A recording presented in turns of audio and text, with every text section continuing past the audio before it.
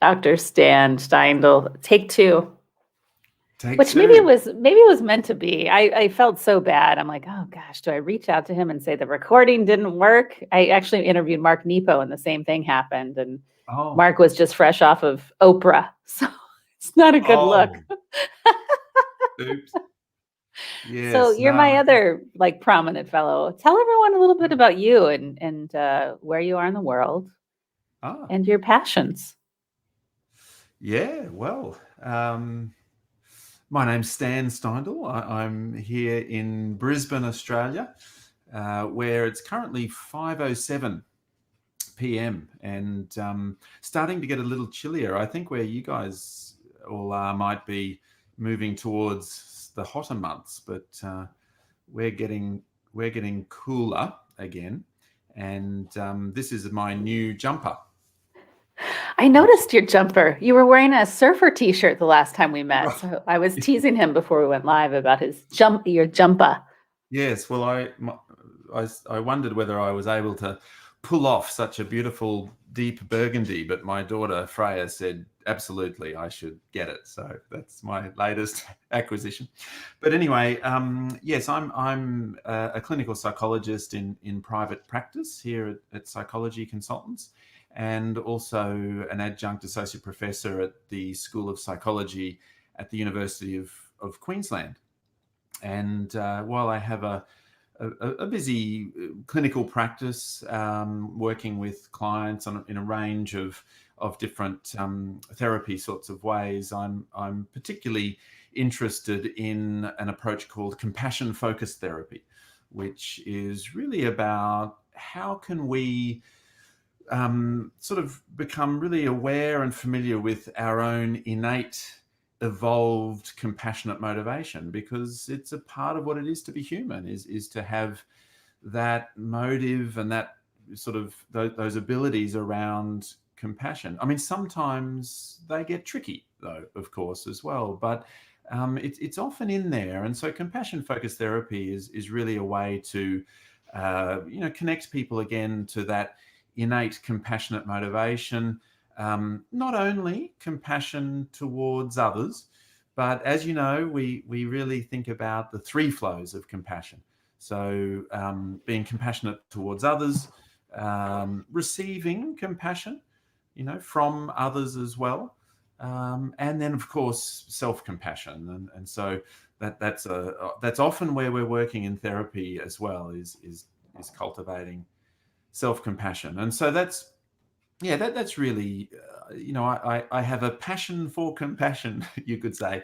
So I really enjoy working in that area. And some of my research is looking at compassion and self-compassion and so on. So you're a full-time clinician, and then you're also doing research and writing books, is what I hear you say. It's busy. There's a lot happening. I am working full time. There's the research. I do quite a bit of supervision of students who are doing research, and I've written one book. I guess it's called "The Gifts of Compassion," and so that was an exciting development. It just got published end of last year as well. Yeah, I know. I'm excited to shout it out and get more people talking about it. So I want to back up, because I think that it's so easy to assume that we know what everyone means when we say the word compassion, but some of these words like compassion, empathy, mindfulness, we throw them around, but I think it's important to sort of have a level set. What do we mean by compassion, and how does it even differentiate from something like empathy? Like, how would you land us there a little bit? Yeah. Well, Professor Paul Gilbert is probably... Love him, by the way. an important person in this field. Really developed compassion-focused therapy and the concept of cultivating the compassionate mind. And he really, and colleagues have arrived at a definition, which is, compassion is a sensitivity to suffering in self and others, with a motivation to try to alleviate and prevent that suffering. So you can kind of get the sense there's kind of two psychologies to compassion. The first part is sort of compassionate engagement, where there's that sensitivity, that noticing, that awareness of suffering, again, in self and others.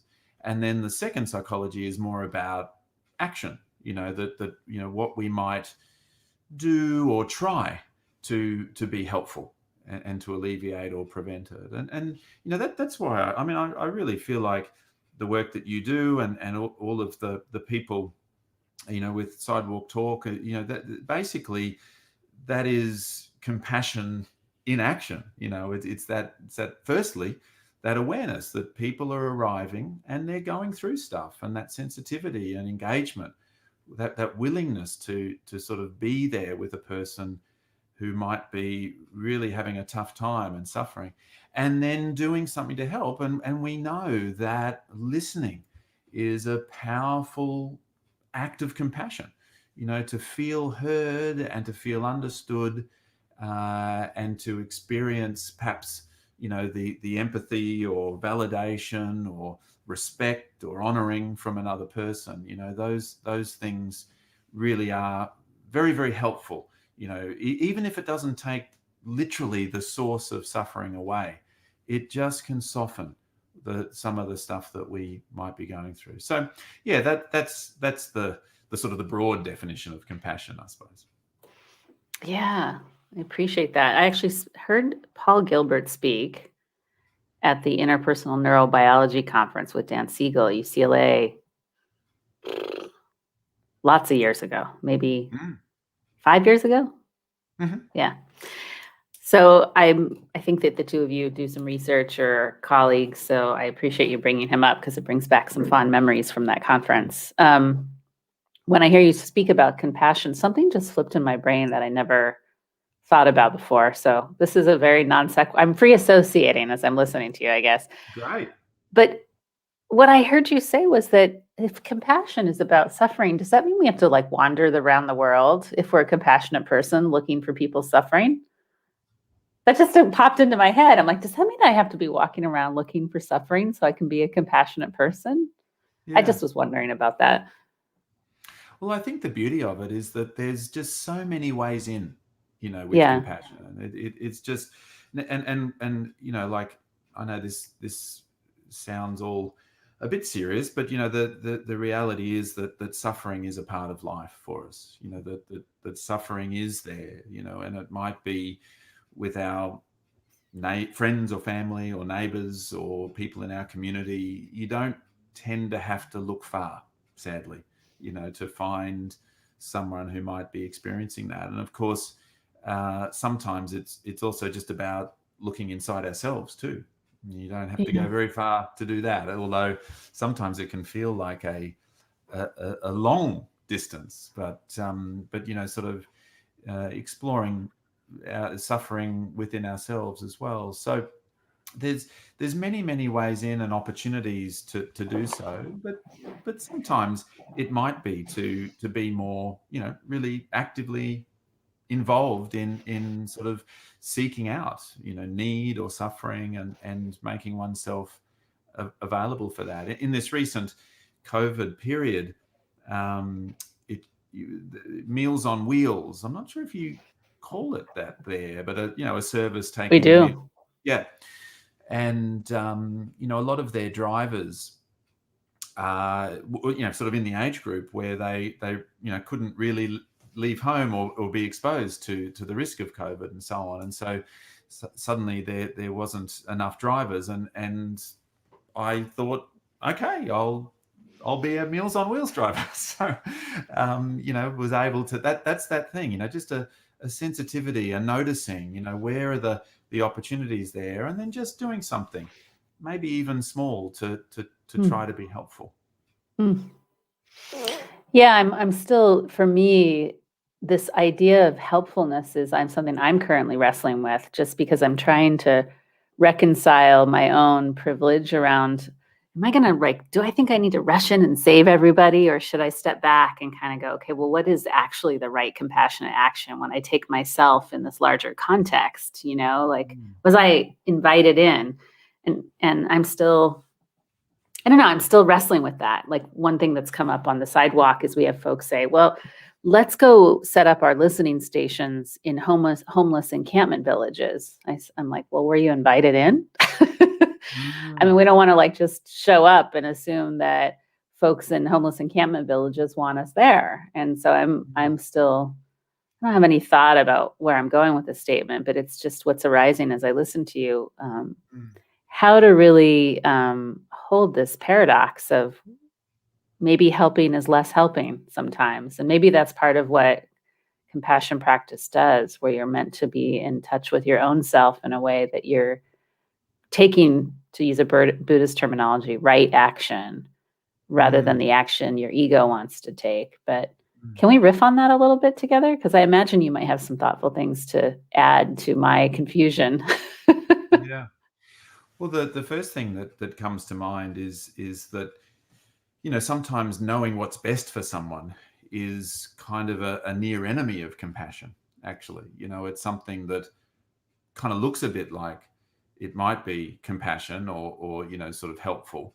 But knowing what's best for them and sort of charging in to fix them, is kind of takes away a whole bunch of agency and sort of sense of self-efficacy and kind of one's rights to sort of their own choices and changes. So I think it is a very worthwhile consideration. Sometimes there might be times when actually, we do need to step in. For example, someone's passed out on the road, and so it is actually, an opportunity to sort of step in and be helpful without necessarily asking permission. And so there can be different layers of or levels of urgency there. But kind of asking permission, I think, is often such a useful step. I know it sounds weird to say it like that, but whenever we want to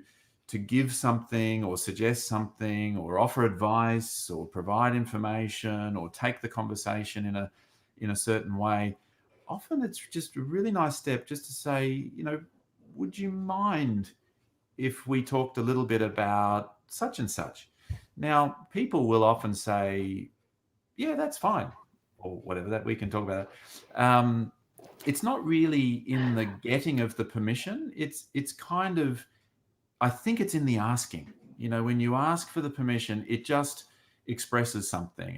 It expresses respect, and it expresses an acceptance of them and an honoring of their point of view and so on. And so, yeah, I think we can still find ways in without sort of taking choice away from people, I suspect.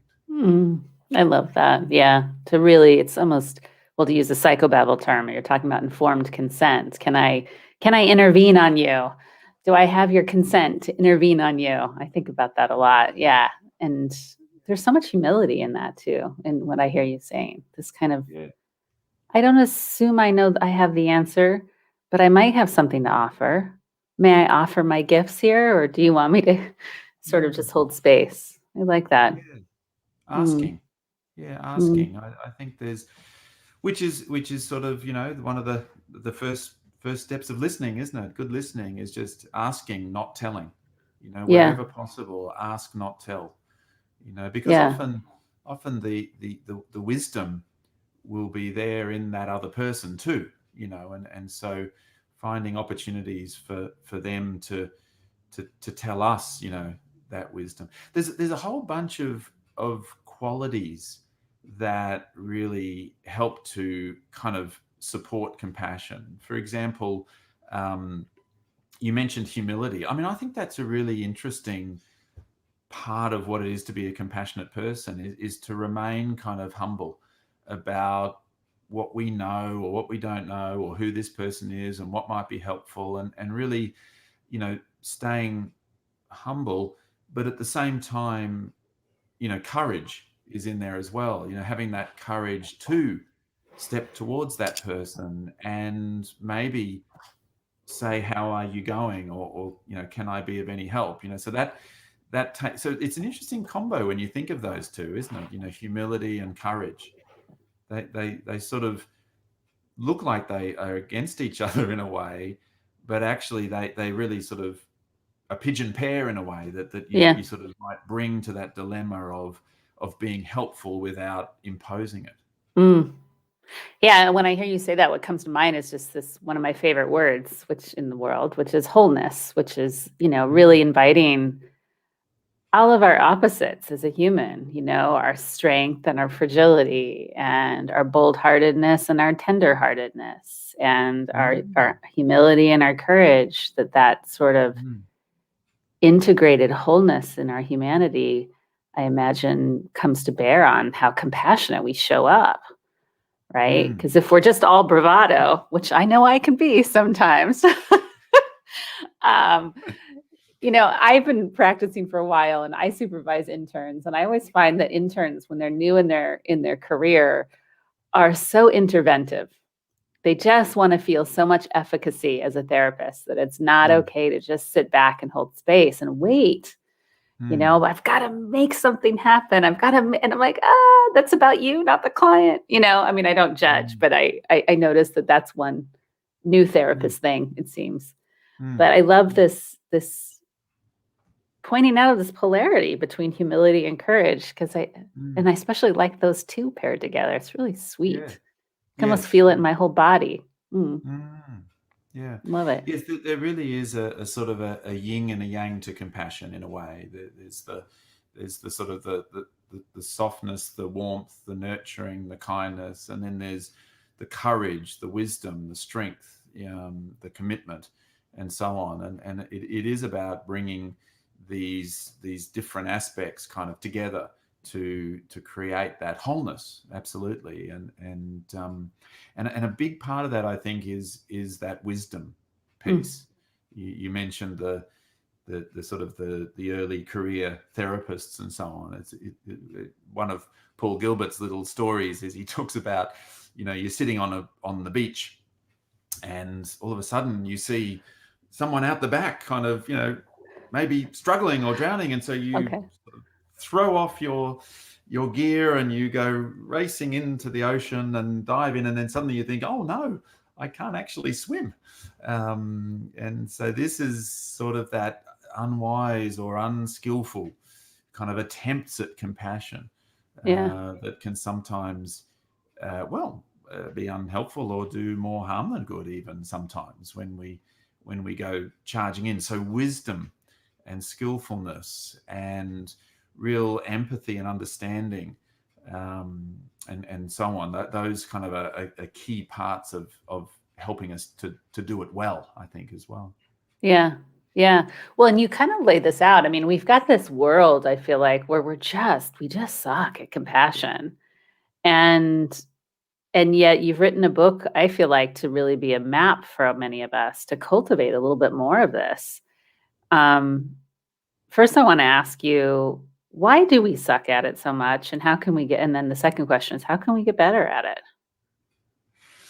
My Well, really clinical term, sucking. yeah, no, I can work with that. That and I suppose my response is because we have tricky brains.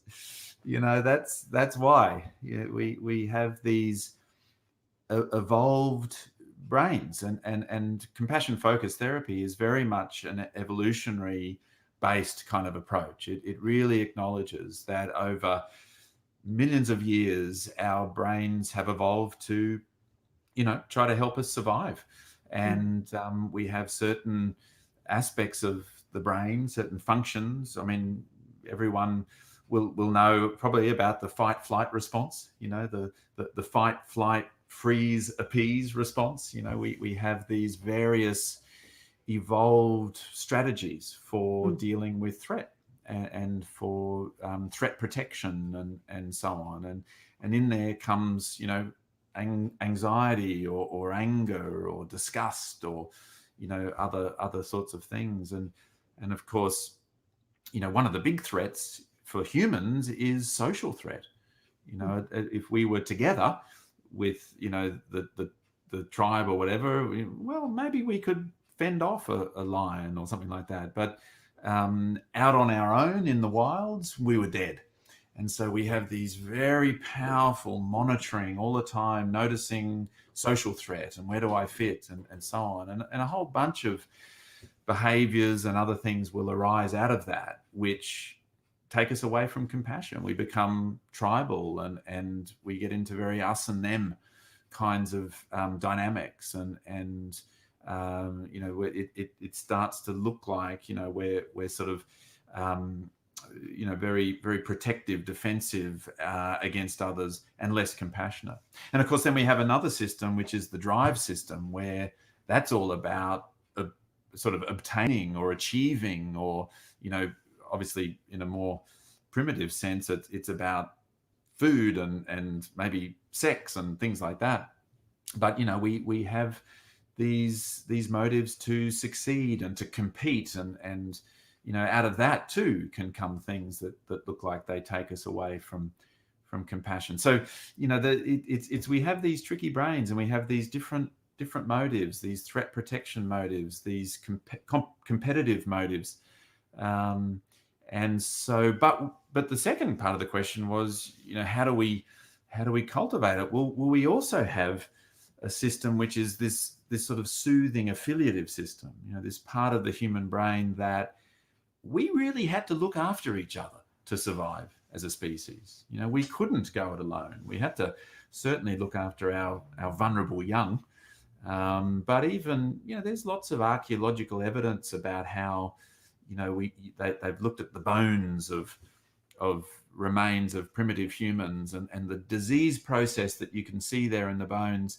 The person would never have lived that long, had there not been people around them bringing them food or water, or, we've always looked after our sick or injured or elderly or disabled and so on. And so the soothing affiliative system, in some ways, out of all of that emerges a kind of a caring motivation and sort of, then a kind of a compassionate motivation.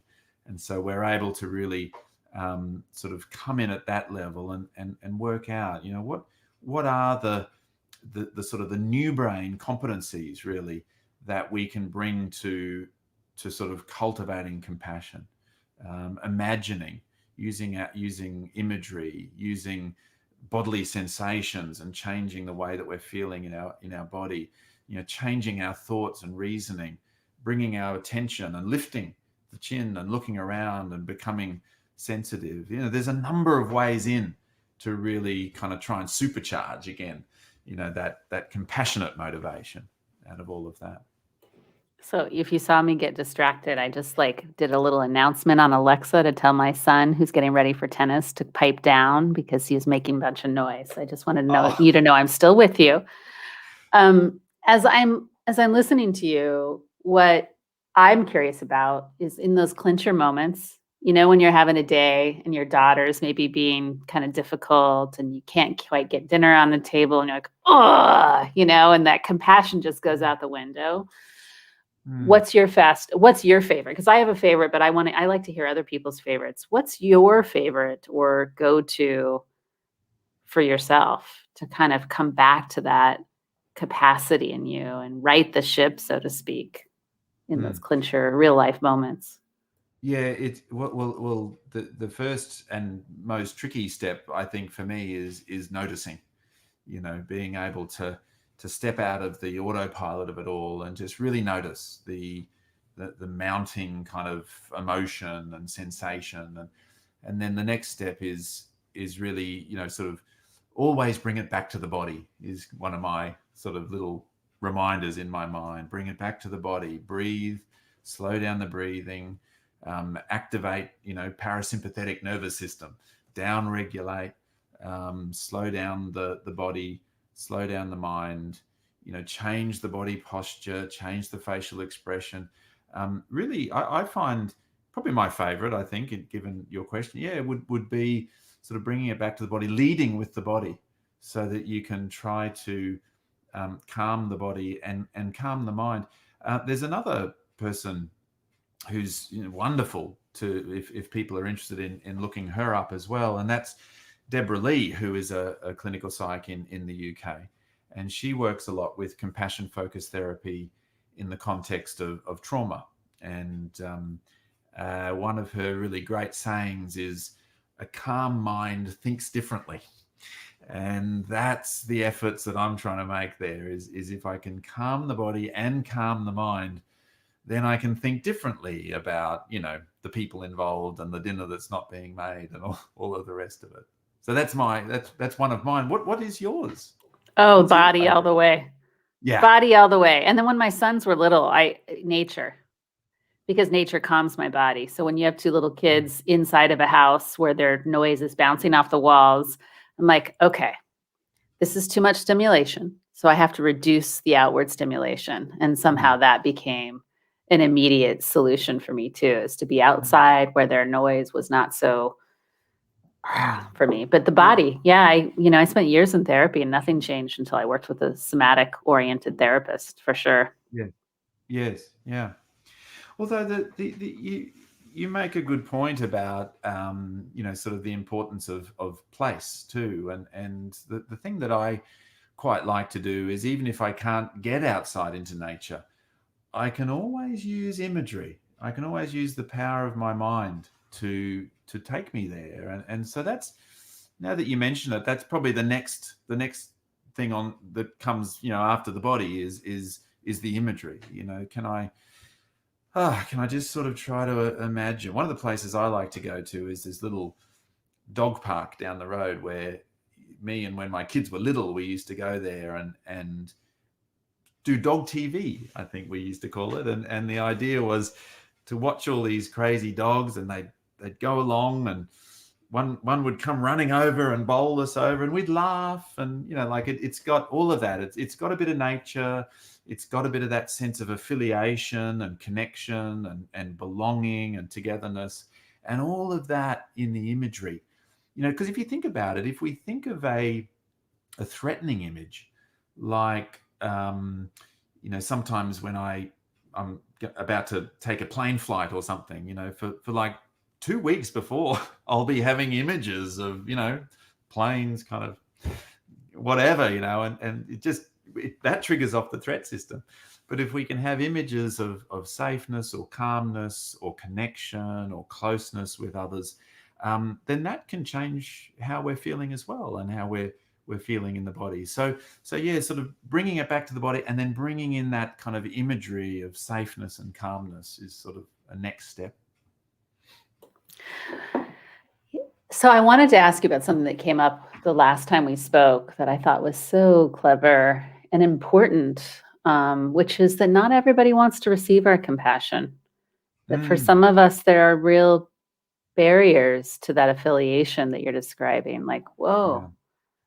And certainly you see that in clinical work. We've seen that on the sidewalks too, right? Where a listener will approach someone, and because of their own trauma, will get really activated by an approach response from another human of kindness.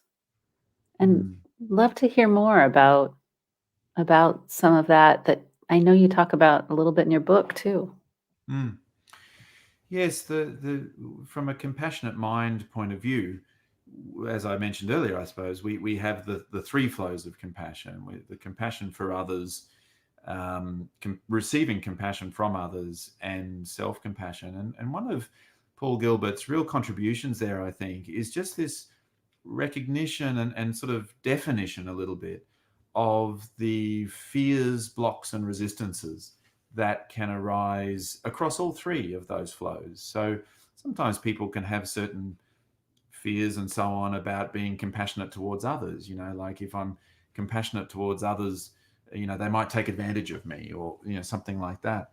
But certainly, a really important area is this idea of being open to receiving compassion from others, and yet there are fears, blocks, and resistances that arise there. Like if I let someone else get close, then maybe they'll actually hurt me, or maybe they'll reject or abandon me, and so on. And so people can often, all of us actually, can often be quite reluctant there, have really strong reservations, certain fears, blocks, and resistances to letting anyone get close and give us care.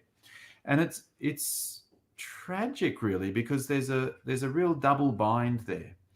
On the one hand, especially if someone's experienced trauma, or they feel certain shame, or they have shame experiences that involved other people, or that sort of thing, the one thing that they desperately really want or need is connection and closeness and care. But the one thing that they're terrified of and really unable to engage with is connection, closeness, or care. And so there's this terrible double bind, I think, that can sort of emerge there for people when they've experienced trauma or shame, or really difficult, especially difficult early life experiences, but all along the way. We can have difficulties opening ourselves up to receiving compassion. I think that's so wise that there's this, it's almost compassionate to think that some people don't want to receive our compassion. Yeah. Like is ultimately what I'm hearing you say. I think the thing for me is whenever people express fears or even angry responses or other things, it's always really interesting, just to contemplate what's behind that, what's actually behind that expression, and what is it that might be there in their life, perhaps things that might have shaped them. I mean, we're all just kind of born, plop. I think it goes that way. I'm not sure, but sort of. sort of. We're all just born, and then a whole bunch of, very innocently, really, and then a whole bunch of things start to happen, and it's in that process that we learn and we make associations, and sadly sometimes that soothing affiliative system can be compromised by those experiences, and we start to have fears of compassion. But there's a lot of research, though, too, to suggest that fears of receiving compassion from others is quite sort of correlated with, for example, depression or other sort of difficult psychological outcomes like that. And so it is an important one for us to think about. How might we approach someone who perhaps even themselves knows that they need compassion and yet are so fearful of it? Yeah. Well, and this other piece just popped into my mind while I was listening to you, is there's this other piece where I want to be gentle when I say this, because I certainly know these parts in myself too, where our desire for compassion, this is going to come out and I might regret saying it, but it can feel like a bottomless pit, right? Meaning that, and yet our compassion is a bottomless pit, because that's what the regret part. I'm like, well, we kind of just need it all the time. But there is this maybe over-indexing for compassion from others and not a lot of capacity for compassion from self. So therefore, we just need so much of it from other people that other people start to steer clear, right? And I don't know, I'm just working this out loud with you, Stan. I suspect your answer is, well, Tracy, it's because their work is to develop self-compassion. They've over-indexed. So, but I don't know. It's just good, though. I think comes up. It's interesting to think of, all of these different humans involved in that little example. They all have their own tricky brains. And so there's the person who is really needing and reaching out for compassion from others, perhaps fearful or blocked in terms of how they might offer compassion just to themselves. And then the person on the other end has certain fears arise about being compassionate back, and so they have their own little sort of experiences there where the threat system gets a little bit activated. And so it is interesting. We're all sort of doing the best we can in some ways, aren't we? And we all have these good bits and not so good bits, and we're trying our best. I think in the end, I think I probably am going to say what you thought I was going to say. But in the end, it really is about balance. And I suspect that's kind of really interesting for your members and listeners here to kind of think about. You're like, how am I going in terms of balance across the three flows? How am I going in terms of compassion for others? How am I going at letting people in, opening myself up to them being compassionate towards me?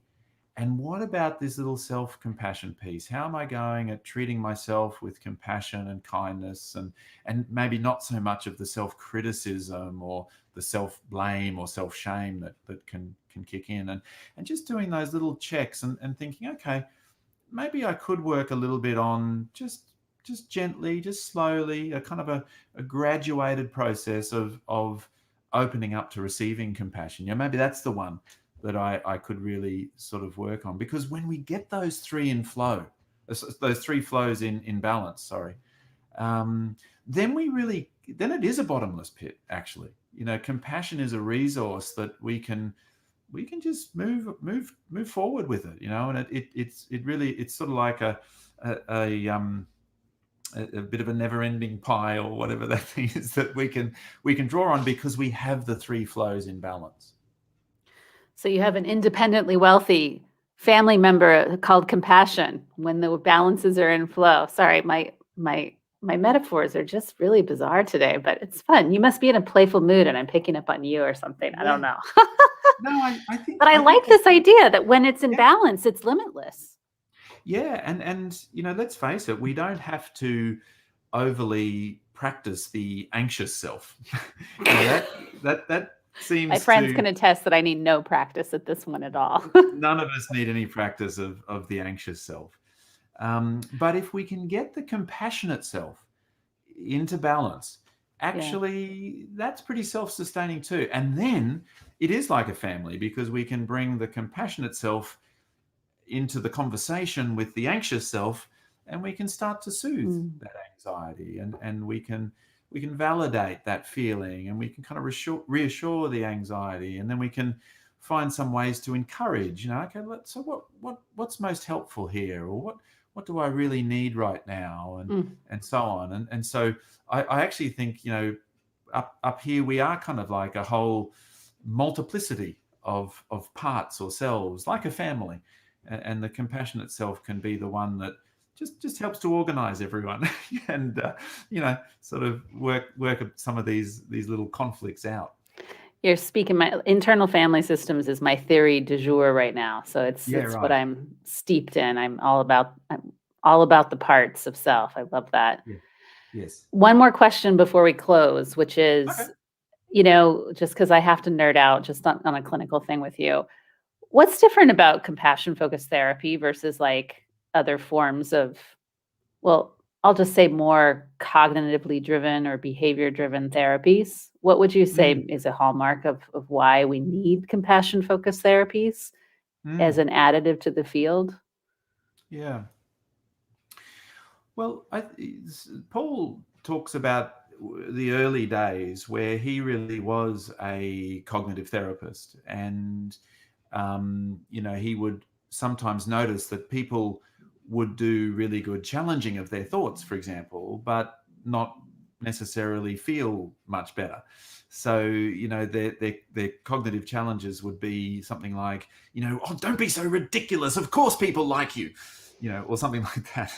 And of course, they didn't feel much better from that. But I think where compassion-focused therapy comes in is it just warms things up a little bit. It just brings in the warmth, the kindness, the care, as well as the wisdom and the courage and the strength. And it just brings all of that to other things that we might actually do. It's called compassion-focused therapy because you can bring a compassion focus to CBT or to ACT or to other approaches that we might have. And it just means that we now have a kind of a compassionate part of ourselves that's alongside as we're doing whatever it might be that we're working on. I love that. although it's interesting because more recently CFT really has been found also to work well as a sort of a standalone approach too. That if we are able to develop that kind of compassionate self, there's a whole bunch of kind of useful and helpful things that can kind of arise out of all of that. One of Paul's geniuses, really, he is a genius, and he's managed to integrate a whole range of psychological theories, attachment theory, the neuroscience of it all, the evolutionary science of it all, spiritual traditions. And he's really brought all of that stuff together into CFT. And it makes for a very comprehensive and powerful approach, with as I said before, with lots of ways in. There's a lot of ways in for people depending on their proclivities and things like that. Yeah.